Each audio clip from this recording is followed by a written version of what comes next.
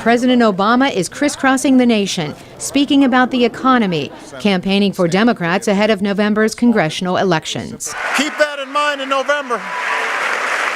Political experts say he needs the diversion to steer public attention away from his recent comments. On Friday, the president spoke about the proposal to build a mosque 2 blocks from the site of the September 11th terror attacks. Muslims have the right to practice their religion as everyone else in this country. And that includes the right to build a place of worship and a community center on private property. And that set off a political firestorm. A CNN poll finds that nearly 70% of Americans oppose the mosque, even though the project was approved by New York City authorities. Republicans have criticized President Obama as disconnected from Americans. And the Senate's top Democrat, Harry Reid, in a close campaign for re-election, spoke out against it. It's very obvious that the mosque should be built someplace else.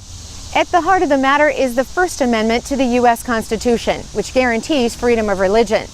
But Americans become highly sensitive when that issue intersects with the tragedy of September 11th. John Farina wrote a book of spiritual reflections a month after the bombings. He says the president's intent on Friday was to highlight religious freedoms. We really believe in our ideals, even when they're inconvenient. And who could object to that? That's a wonderful message.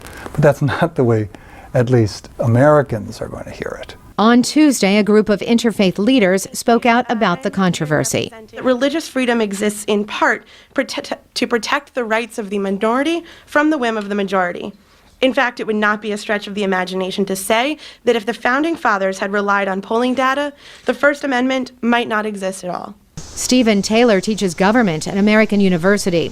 He predicts that the president's comments will be used against the Democrats in campaign commercials. A good segment of the public doesn't make distinction between moderate Islam, Al-Qaeda, or those who don't belong to Al-Qaeda. They're not looking at it that way. All they see is that Muslims bombed the World Trade Center. Muslims killed 3,000 people, and the president's supporting the rights of these Muslims to do that.